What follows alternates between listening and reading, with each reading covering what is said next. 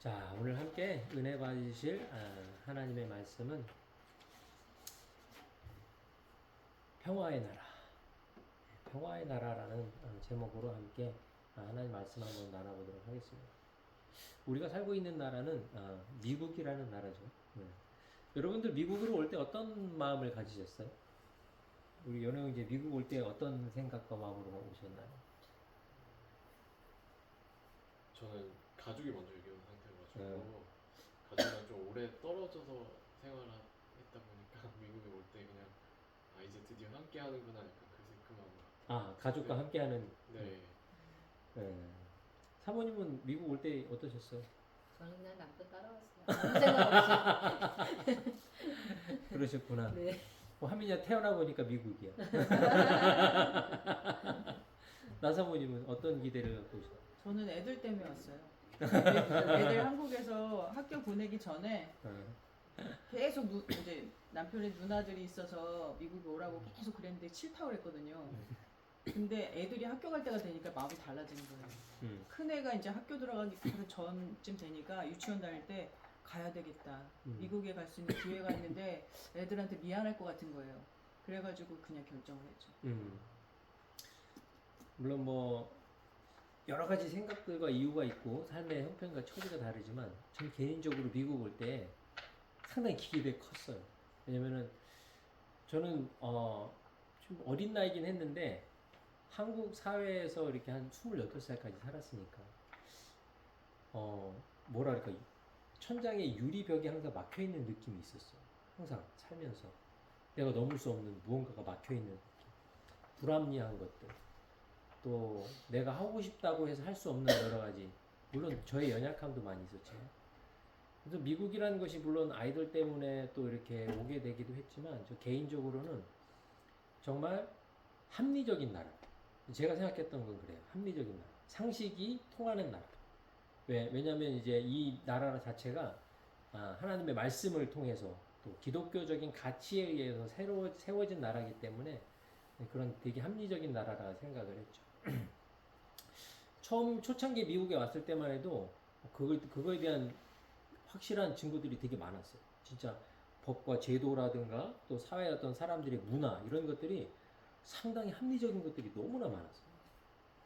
그래서 야 너무 오길 너무 잘했다. 아이들도 정말 마음껏 뛰어놀아도 되고 공부와 입시의 어떤 그런 지옥에 살지 않아도 되고, 또 저희들도 미국에서도 사람들이 미국에는 지금 나이가 좀 먹어도 꼭 은퇴해야 된다는 그런 부담이 없잖아요.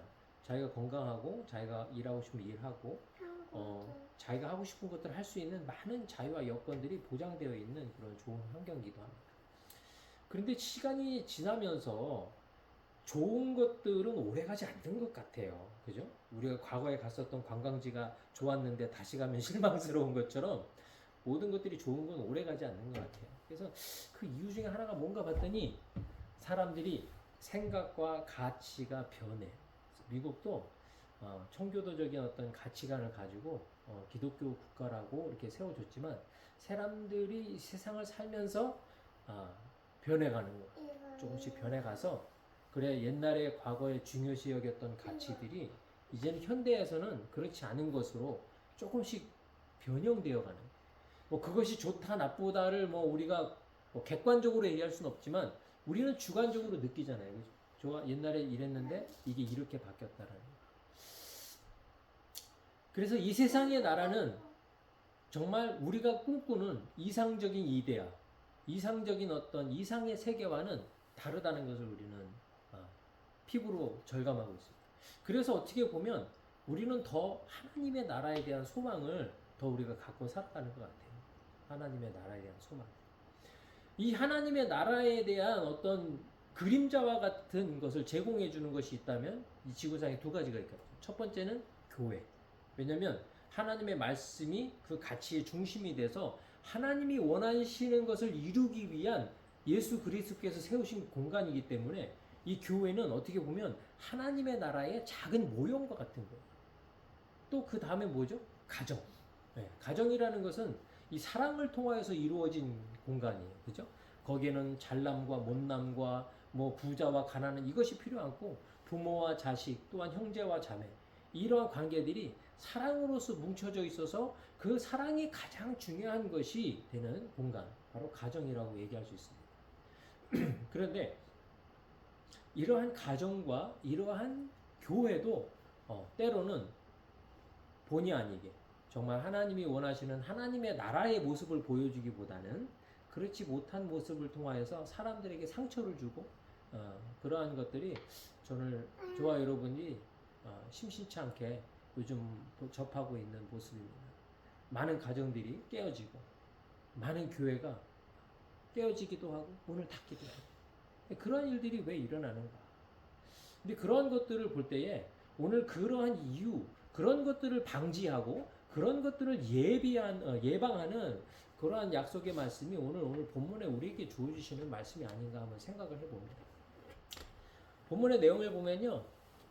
이 로마서 14장 11절, 17절은 우리가 지난번에 얘기했던 이 본질과 비본질, 이 본질을 지키기 위해서 비본질적인 것들을 우리가 과감하게 이것을 무너뜨려야 된다라는 이 바울의 이야기가 오늘도 본문의 말씀에 이어지고 있어요.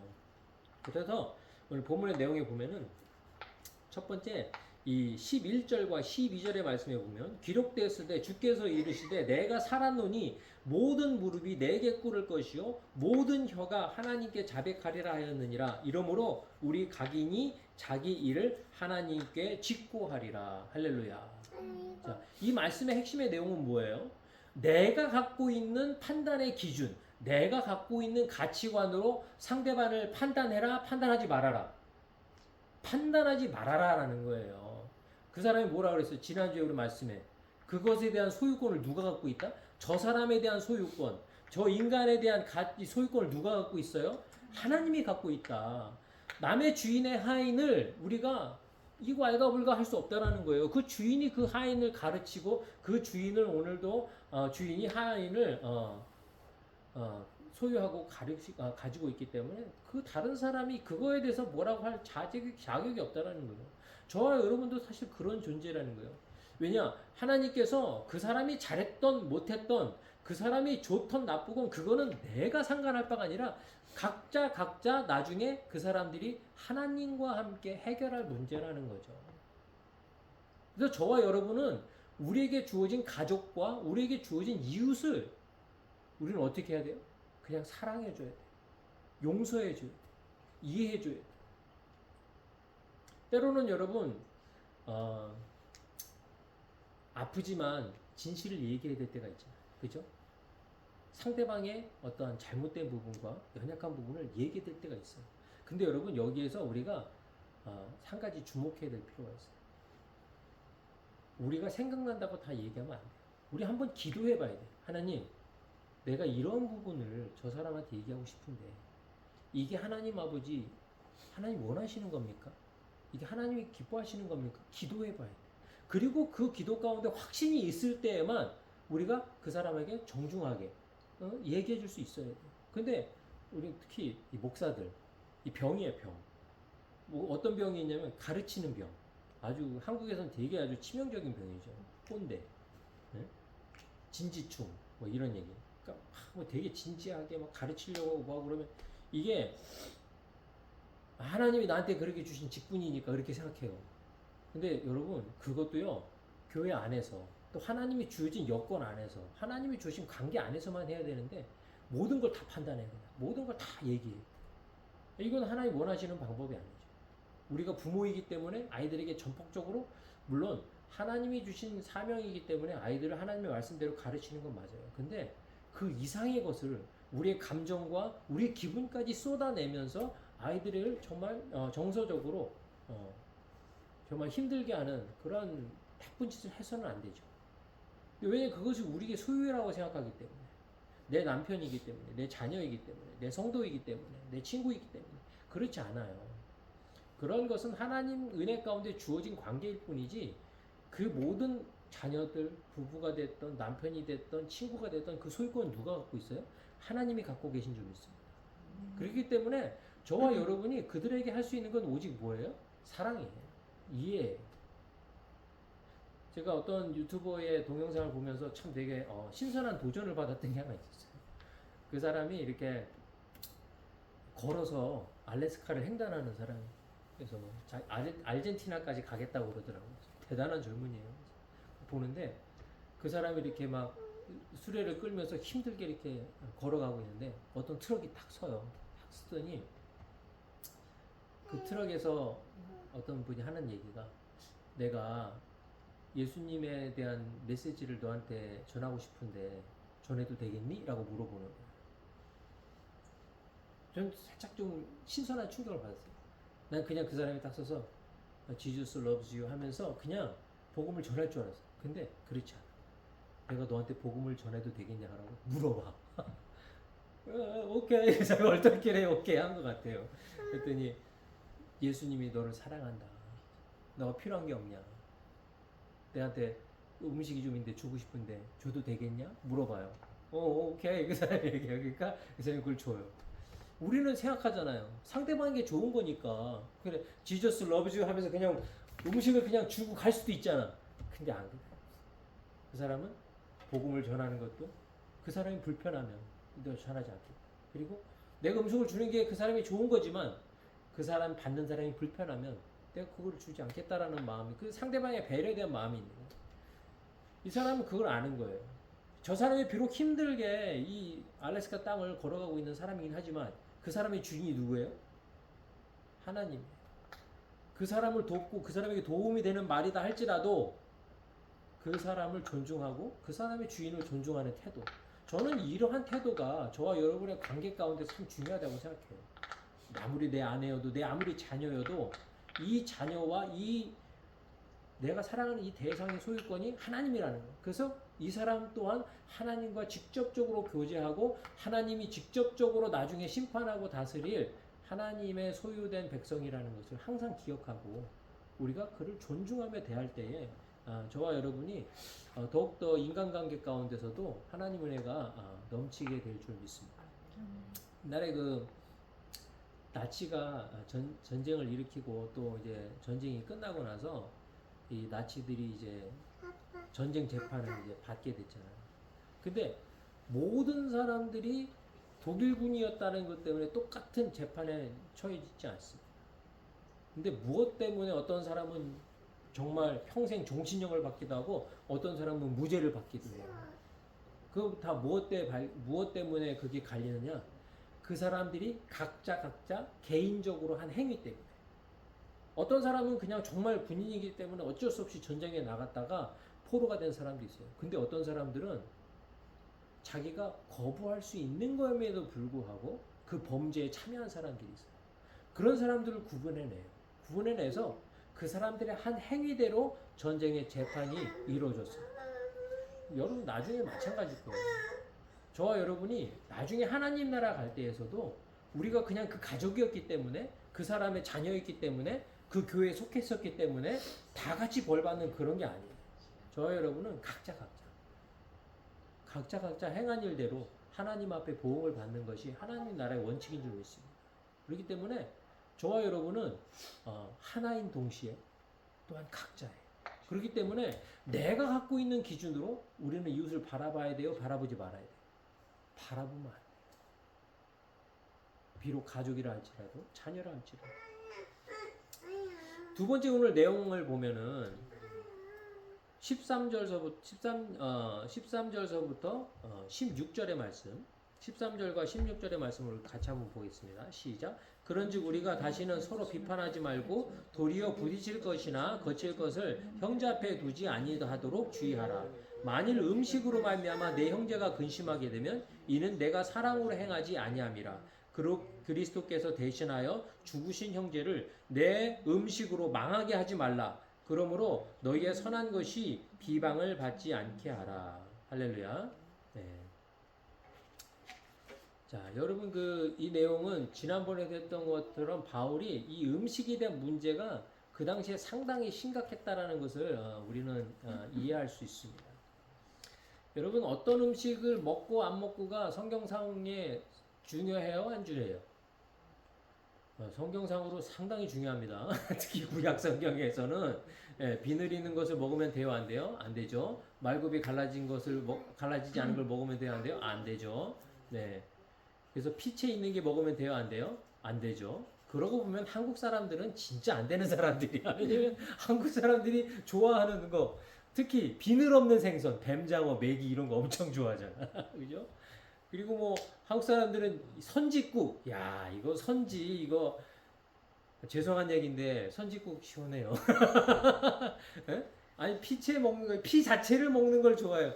세상에 제가 심각한 거 어느 걸 봤냐면 옛날에 동네에서 사람들이 이렇게 소를 잡는데 소 잡는데 막 그런 어른들이 모여서 그냥 막 사발로 먹고 피를 지라 막 이런 거 꺼내가지고 그냥 막 한쪽에서 소를 잡는데 그치 죄송해요 이렇게 설교 시간에 이런 막 흉악한 얘기를 해서 그거를 그 당시에 선교사들이 봤을 때 어땠을 것 같아요? 야 하나님을 모르는 미개인들 응? 저런 흉악한 인간. 근데 우리가 생각하는 그러한 기준으로 봤을 때 성경에서는요 저희들은요 하나님 믿을 수 없는 사람들이에요. 저 비록 지금 목사지만 가끔 선지 해장국을 같이 먹어요. 같이. 그러면은 만약에 구약의 율법을대로 생각하는 신앙을 갖고 있는 사람들은 아무리 그래도 그렇지 목사가 어떻게 선지 해장국을 먹어 이렇게 생각하는 사람이 있을까요 없을까요? 있어요. 네, 있어요. 그러면 안 된다고 생각하는 사람들이 있습니다. 그러면 그 사람이 잘못된 거예요? 제가 잘못된 거예요? 누가 잘못된 거예요? 제가 잘못된 거예요. 그러니까 이게 잘못된 거예요. 그 사람도 잘못되지 않았어요. 하지만 저도 잘못되지 않았어요. 왜냐? 그건 각자 취향이에요. 죄송합니다. 아니에요, 사모님. 그러니까 우리가 항상 이런 거에 우리가 흑백에 대한 것을 가지고 우리가 항상 넘어지는 게 되게 많아요. 제가 전에도 한번 얘기한 적이 있는데 제가 알고 있는 친구 전도사가 하나 있는데 이 친구 전도사가 예수님을 믿고 나서 너무 감사했대 하나님 앞에. 나 예수님 믿고 구원받은 게 너무 감사해. 그래서 하나님께 무언가를 약속하고 그걸 지키고 싶다는 생각이 확 들었대요. 그래서 이 친구가 예수님 믿은 걸 너무 감사해서 앞으로 예수님 저는 탄산음료를 절대 먹지 않겠습니다라고 약속을 한 거예요 하나님 앞에. 왜 그랬대? 그러니까 탄산음료를 절대 안 먹겠습니다라고 약속을 하고 이 친구가 진짜 그 약속을 지키는 걸 제가 옆에서 봤어요. 한 번은 이제 둘이 이렇게 같이 이렇게 얘기하다 낚시를 한번 간 적이 있는데 그날따라 엄청 더웠어요. 햇빛 쨍쨍 찌고 막 근데 마실 게 소다밖에 없었어요. 마실 게 소다밖에 없는데 제가 거기서 소다를 먹었을까요 안 먹었어요? 저는 시원하게 먹었죠. 그 친구는 진짜 안 먹었어요 소다를. 진짜 안 먹었어요. 근데 그 친구가 저를 어떤 눈빛으로 봤냐면 저런 소다를 먹는 야만인 같은 이렇게 보는 듯이 전 느껴졌죠. 뭐 그렇게 했는지 안 했는지 전 모르겠지만 그 친구가 잘못된 거예요? 제가 잘못된 거예요? 두 분 다 잘못 안 그거예요 바로. 저도 그 친구가 좀 어리석은 결정을 했다고 생각하지만 저는 그 친구가 하나님 앞에 자기가 하나님 앞에 하고 싶어서 그렇게 한 거예요. 그게 잘했다라고 우리 얘기할 수는 없지만 또 그렇다고 잘못했다고 얘기할 수는 없는 거예요. 네. 소다를 왜요? 그러니까 내 말이 뭐가 성경적으로 뭐가 있나요? 그 전혀 없어요. 그냥 자기가 그렇게 약속을 한 거예요 하나님한테. 왜 그런지는 모르겠는데 예. 옛날에 그 나시린이라고 있잖아요. 나시린들 이렇게 머리에 삭도를 대지 않아도 그런 것 부모님들이 서원해서 뭐 부정한 것 안 하고 뭐 이렇게 안 하고 그래서 하나님 앞에 특별히 구별해서 드리겠다라는 전통이 구약에 있잖아요. 아마 본인이 그러한 마음으로 했던 것 같아요. 저 또한 자기 또한 하나님 앞에 특별히 이렇게 이런 부분은 하지 않겠다 이렇게. 예. 그게 나쁜 게 아니에요. 본인이 그렇게 약속한 거니까 본인이 하나님하고 해결할 문제지. 제가 옆에서 보면서 야 어떻게 그런 거 가지고 이렇게 할 게 아니라는 거죠. 절대 그렇게 할 게 아니에요. 왜냐? 그것에 대한 판단의 기준은 누구한테 있기 때문에? 하나님에게 있기 때문에. 그래서 우리가 본문의 내용이 그거예요. 내가 무엇을 하던 안 하던 또한 그것이 중요한 게 아니에요. 예를 들어서 우리가 어떤 분들을 초대했다고 생각해요. 어떤 분을 초대했는데 이분들은 아직도 옛날에 돼지고기를 안 먹는 전통을 지키고 있는 사람들을 초대했어요. 근데 그런 사람들을 초대해놓고 우리가 삼겹살 꺼먹고 거기다가 막 돼지 막 그거 뭐 순대 같은 거 막 먹고 그러면 그게 하나님께서 기뻐하실 만한 일일까요? 그게 아니죠. 오늘 본문에 하는 내용이 그거예요. 본문에 하는 내용이.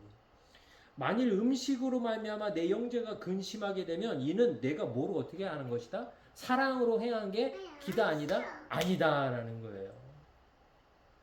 그래서 그 사람이 뭘 먹던 마시던 뭐를 하던 안 하던 그것이 그 사람으로 말미암아 근심하게 하거나 힘들게 하는 것들에 대해서 우리는 근본적으로 어떻게 돼요? 고민해 봐야 되는 거예요. 왜? 그것이 뭐기 때문에? 그를 향한 배려와 사랑이기 때문에. 그래서 만약 우리가 누군가를 진정 사랑한다면 그 사랑은요, 그에 대한 진적인 그의 그됨, 그 사람의 그 사람됨을 인정하는 거예요.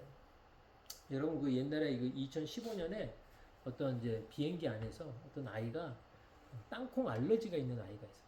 땅콩 알러지가 있는 아이가 있어서 이 아이가 비행기를 타고 태국으로 가고 있는데 그래서 그 아이에게만 땅콩을 주지 않으면 되는 줄 알았대요, 승무원이. 그래서 그 아이에게는 땅콩을 주지 않고 다른 사람에게 다 땅콩을 나눠줬는데 비행기에서 이제 간식을 땅콩을 나눠주니까 그 사람들이 이 비행기 안에서 다 땅콩 봉투를 다 열었을 거 아니야. 그러니까 이 공기 중에 이 땅콩의 성분이 그 아이에게 알레르기를 일으켜. 그래서 막 깜짝 놀란 거예요. 이 땅콩 아이는 먹지도 않았는데. 그래서 그 비행기에서 사람들이 전부 다 땅콩을 다 수거해가지고 밀봉지에 밀봉을 하고 비행기에 도착하기 전까지 아무도 땅콩을 먹지 않았대요. 그 사람들이 왜 그랬죠? 그 아이 하나 때문에. 다른 사람들이 땅콩 먹는 거는 아무런 문제가 되지 않지만 그 땅콩을 여는 순간 그 아이가 갖게 되는 이 엄청난 고통을 그 사람들이 그 아이들을 사랑하는 배려하는 마음으로 그렇게 하지 않았다라는 거죠. 그래서 내가 무엇을 먹을 수 있건 내가 무엇을 할 수 있을 건 간에 누군가가 그것 때문에 괴로워한다면 그거를 하지 않는 것이 저와 여러분에게 주시는 하나님의 메시지인 줄 믿습니다. 왜 우리가 이렇게 해야 되느냐? 왜 우리가 근본적으로 본질적인 것을 위하여서 비본질적인 것들을 희생해야 되느냐? 그 이유는 간단해요. 하나님의 나라가 어떤 나라이기 때문에? 평화의 나라이기 때문에. 할렐루야. 하나님의 나라가 평화의 나라이기 때문에. 우리 본문의 17절에 보면은 하나님의 나라는 먹는 것과 마시는 것이 아니요 오직 성령 안에서 의와 평강과 희락이라. 할렐루야. 아멘. 하나님의 나라는 그 세 개의 3요소가 뭐라고요? righteousness, 그 다음에 peace, 그 다음에 joy. 이 세 가지가 하나님의 나라를 이루는 가장 핵심적인 것이다 라는 거예요. 자, 보면은 여러분들 의라는 건 뭐예요? justice. 저와 여러분이 각자 하나님 앞에 의로운 바른 관계를 이야기하는 거예요. 여러분, 우리가 갖고 있는 의의 기준은요, 상대방에게 향할 때에 이것은 칼이 되고 화살이 됩니다. 그래서 이 의라는 것은 항상 저와 하나님과의 관계 가운데 있어야 되는 거예요. 그래서 아까 본문에 우리가 첫 번째 얘기했던 것 같이 다른 사람들을 힐난하거나 판단하는 것은 우리는 할 수 없다. 왜? 그 사람은 하나님과 1대1로 교제를 해야 되기 때문에. 그렇기 때문에 이것이 옳은 것인지 이것이 그른 것인지는 그 대상을 우리가 사람에게 할 것이 아니라 누구에게 해야 돼요? 하나님에게 해야 되는 거예요. 하나님, 내가 이렇게 하는 것이 하나님 보기에 옳습니까? 옳지 않습니까?를 저와 여러분이 하나님과 개인적으로 세워줘야 되는 것이 바로 의라는 거예요. 그 마이클 샌더스라는 사람이 여러분 정의란 무엇인가라는 책을 쓴 적이 있었어요. 그 책을 읽어보신 분들도 있을 텐데 그 마이클 샌더스 교수가 그래서 이 세상 사람들이 갖고 있는 이 정의, 이 justice라는 것에 대한 개념에 대해서 정말 책을 썼는데 베스트셀러였어요. 아마 그 책 안 본 사람 거의 없을 정도로 되게 유명한 책이었는데 그러고 거기서 보면은 그러한 비유가 나와요. 여러분 그 이제 이 전동차, 그러니까 전철을 운전하는 기사가 이렇게 막 운전을 하고 있는데 저기 선로에서 사람들이 막 이렇게 공사를 하고 있는데 그 선로 쪽으로 가면은 공사하는 사람들이 죽어요. 한 3-4명이 죽어. 근데 이 사람들을 살리기 위해서 이 기차의 선로를 이쪽으로 바꾸면은 여기 있는 승객들 수백 명이 죽어. 그러면 이 전철을 운전하는 운전수는 어떤 선택을 해야 돼요?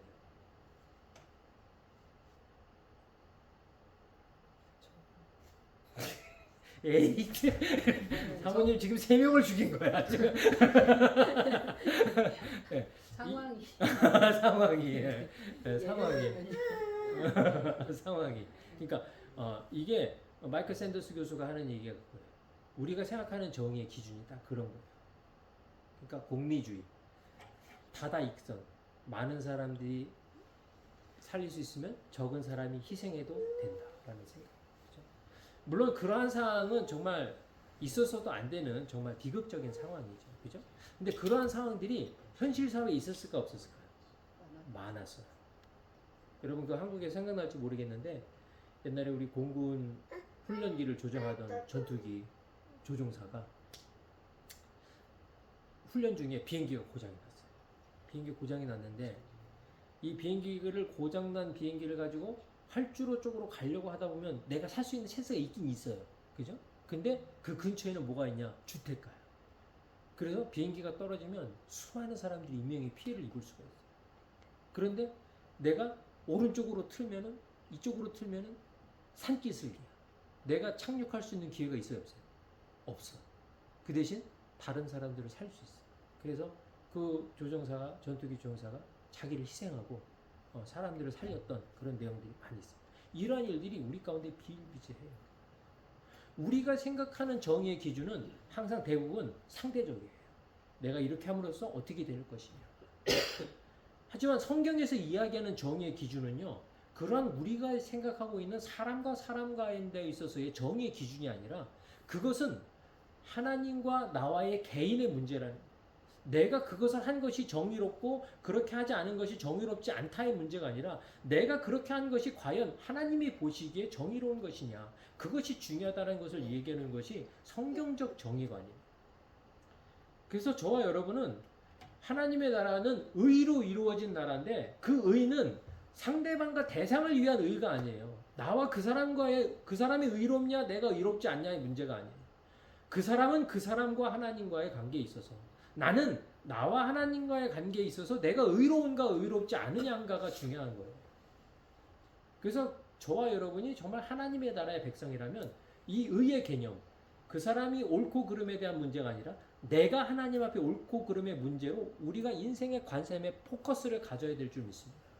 그래서 여러분, 다른 사람이 의로움과 네가 옳으냐 내가 틀리냐를 여러분 서로 따지려고 하면 안 돼요. 부부싸움과 사람들과의 관계 가운데 가장 큰 문제는 뭐냐면 네가 잘했어 내가 잘했어, 내가 맞아 네가 맞아, 이런 것처럼 어리석은 질문이 없습니다. 우리는 모두 틀릴 수 있어요. 우리는 모두 맞을 수 있어요. 하지만 저와 여러분의 개인의 관계에 있어서는 내가 옳고 틀린 것은 누가 판결해야 되는 거예요? 하나님과 판결해야 돼요. 그리고 하나님의 나라는 뭐로 되어 있냐 그랬어요? 피스, 평화로 되어 있다라고 그랬어요. 평화. 피스라는 건 뭐예요? 저와 여러분이 이 의의 개념, 정의의 개념을 상대방에게 겨누는 것을 거둬들이고 나와 하나님과의 의로운 관계를 우리가 선포할 때에 저와 여러분은 이 이웃들과 함께 무슨 관계가 될 수 있어요? 평화의 관계가 될 수 있어요. 저는 이 경험을 한 15년 전, 20년 전에 정말 한번 뼈저리게 한 적이 있어요. 전에도 한번 얘기 드린 것 같은데, 저는 아이들을 혼내는 부모였거든요. 아이들의 잘못을 지적하고 나무라는 부모였는데, 어느 날 하나님의 은혜를 주셔서 아이들에게 저의 어떠한 그러한 너무 아이들에게 정말 무섭게 했었던 그런 부분들을 회개할 때 아이들에게 용서를 구하고 또 나 또한 그런 부분에 있어서 하나님의 뜻대로 하고 싶지만 그렇지 못하는 연약한 인간이라는 것을 아이들에게 고백하는 순간이 있었어요. 그때 제 마음속에 엄청난 평화가 찾아왔어요. 그리고 아이들하고도 너무나 좋은 관계로 더 이렇게 친해지는 그러한 것을 경험한 적이 있습니다. 여러분, 우리의 이웃은요, 우리가 잘잘못을 이야기할 때 그것이 해결될 때 우리의 관계가 회복되는 게 아니에요. 우리가 이웃들과의 평화는 언제 이루어지느냐? 그의 잘잘못을 이야기하는 것이 아니라 나의 잘잘못을 내가 하나님과 해결하고 이웃을, 그 가족을, 우리의 사람들을 있는 모습 그대로 받아들여 줄 때, 이해할 때, 그때 우리 삶 가운데는 이 평화가 이루어질 줄 믿습니다. 그래서 이 하나님의 나라는 평화로울 수밖에 없어요. 왜? 각자의 잘잘못은 각자 하나님과 해결하고 이웃을 있는 모습 그대로 이해하고 받아주려는 우리의 삶의 태도가 있기 때문에 거기에는 갈등이 없어요. 거기에는 미움이 없어요. 거기에는 싸움이 없어요. 다툼이 없어요. 근데 오늘날 이 세계는 어떤 사회예요? 사람들이 극좌와 극우로 정치적으로 윤리적으로 정말 지정학적으로 서로의 헤게모니만을 위해서 끊임없이 이야기하고 싸우기 때문에 이 세상에 평화가 없는 거예요. 그래서 여러분 한국을 위해서도 미국을 위해서도 여러분 정말 기도하셔야 돼요. 정말 이 한두 사람의 정치인들과 한두 사람들의 어떤 그런 사상 때문에 오늘도 이유 없이 수많은 젊은이들이 죽어가고 있습니다. 이런 것들이 끝나야 돼요. 물론 예수 그리스도의 복음만이 이것을 해결하게 될 줄 믿습니다. 그래서 저 여러분이 삶에 있어서 현장에 있어서 이 세상의 평화를 위하여서 여러분 기도하신다면 삶의 현장에서 예수의 복음을 더욱더 효과적으로 정말 진지하게 전할 수 있는 저 여러분 될 수 있기를 예수님의 이름으로 축원합니다. 마지막으로 하나님의 나라는 어떤 걸로 이루어지느냐? 희락이라는 것으로 이루어졌다고 합니다. 할렐루야. 이 희락은 조이라고 그러죠. 조이. 여기 뭐 영어로 우리 한자로 희락이라고 되어 있지만 그냥 말 그대로 기쁜 거예요. 기쁨. 하나님의 나라는 기쁨으로 이루어졌다. 기쁨. 여러분 인생을 살면서 어떨 때 제일 기뻐요? 나사모님은 어떨 때 제일 기뻐요?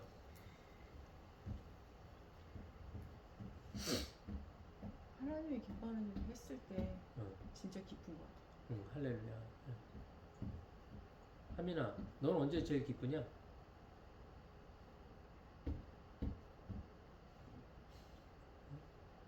언제 제일 기뻐?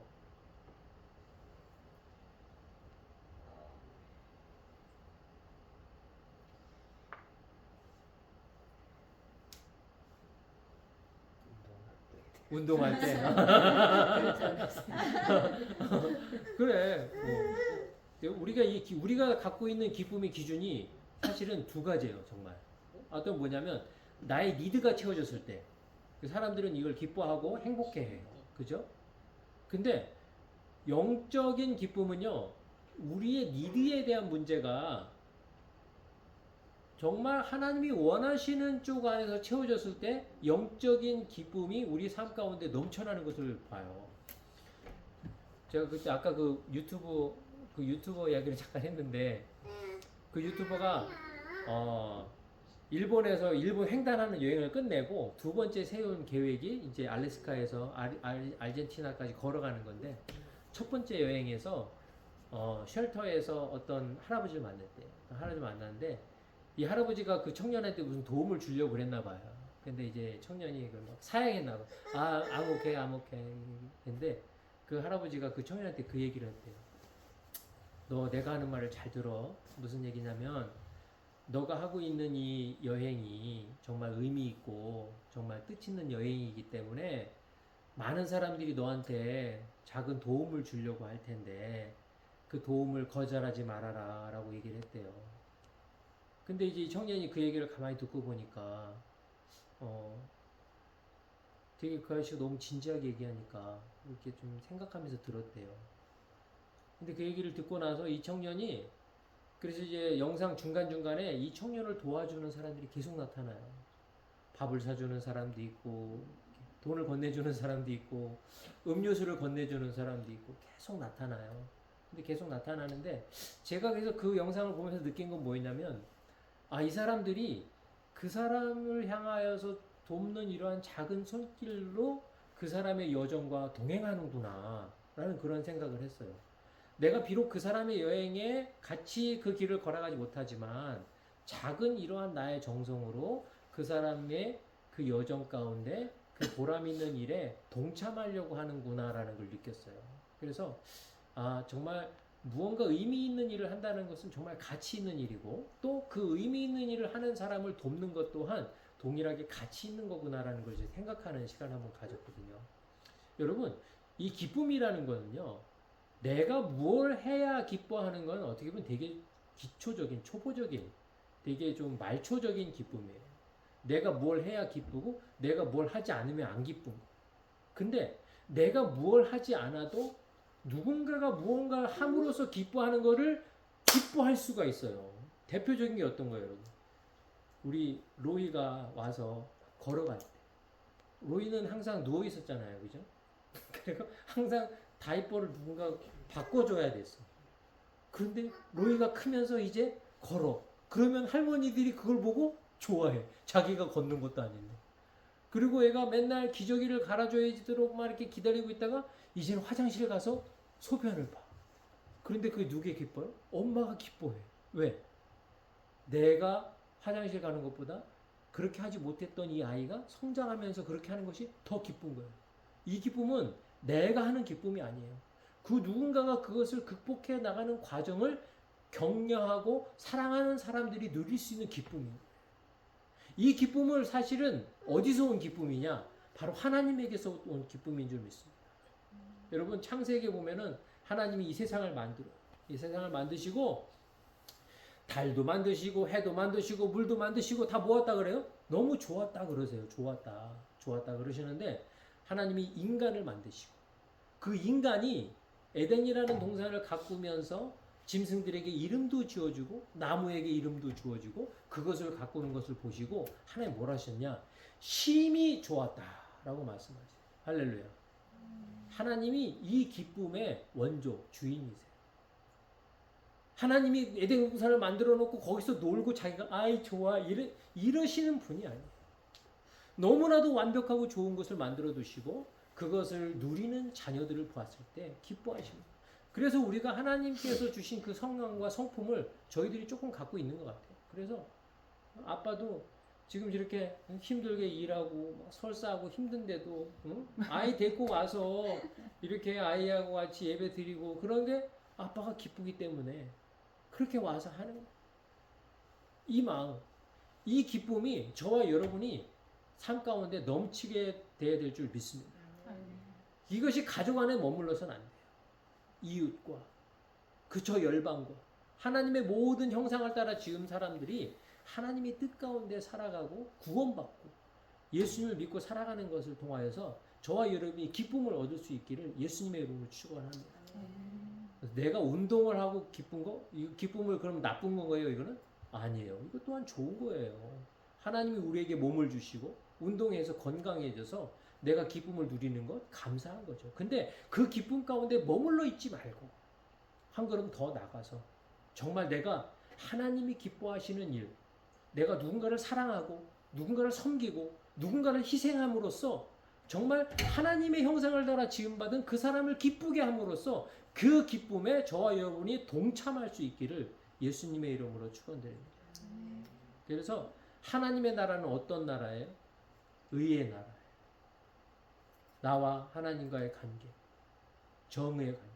하나님의 나라는 그러한 사람들이 이루어지는 평화의 나라예요. 그리고 하나님 나라는 어떤 나라예요? 누군가를 격려하고 사랑함으로써 그의 기쁨에 나 또한 동참할 수 있는, 그래서 내가 무언가를 해서 누리는 기쁨뿐만이 아니라 그 누군가의 모든 사람의 기쁨 또한 나의 기쁨이 될 수 있는 그러한 기쁨이 저와 여러분의 삶 가운데 넘쳐날 수 있기를 예수님의 이름으로 축원합니다. 기도하겠습니다. 이 시간 기도할 때에 저와 여러분이 그러한 하나님의 나라를 온전히 누릴 수 있게 해주시옵소서. 한번 기도하겠습니다. 할렐루야. 은혜와 사랑이 많으신 하나님 감사드립니다. 하나님의 나라는 평화의 나라입니다. 하나님의 나라는 의로운 나라이고 하나님의 나라는 기쁨의 나라입니다. 하나님, 그렇지만 하나님, 우리의 삶 가운데 너무나 다른 사람들을 판단하고 정죄하고 우리의 기준으로 다른 사람들을 폄하할 때가 너무나 많았사오니 우리들의 손가락과 우리들의 입술을 이 시간에 하나님 회개하오니 하나님 아버지 온전케 하시고 용서하여 주시옵소서. 그래 하나님, 저와 여러분 모든 사람들이 각자 하나님과의 의의 관계를 회복하게 허락하여 주시고 그 사람들이 서로 평화할 수 있게 허락하여 주시고 하나님께서 허락하신 그 평화로 말미암아 우리 삶 가운데는 기쁨이 넘쳐나는 저와 우리 모든 성도님들이 될 수 있도록 주여 축복하여 주시옵소서. 오늘도 하나님께서 오늘도 우리 가운데 함께하여 주셔서 그 하나님의 나라 평화의 나라에 저와 우리 모든 성도님들이 함께 기쁘게 살아갈 수 있도록 축복하여 주시옵소서. 감사드리며 우리를 권하신 예수님의 이름으로 기도드렸습니다. 아멘. 지금은 우리 주 예수 그리스도의 십자가의 은혜와 하나님 아버지의 그 크신 사랑하심과 성령님의 내조하시고 교통하시며 조명하시고 능력 주심의 역사가 오늘날 하나님의 나라에서의 의와 평화와 기쁨이 우리 삶 가운데 넘치기를 마음속에 사모하여 이웃들을 사랑하며 이해하며 포용하는 모든 개인들과 가정과 공동체 가운데 지금부터 영원히 함께 하시기를 예수님의 이름으로 축원드리옵나이다. 아멘. 우리 하나님께 감사의 박수 드리겠습니다. 와, 이현이 네. 잘했어요. 야, 우리 위원님 완주했어 오늘. 아니야. 미안해.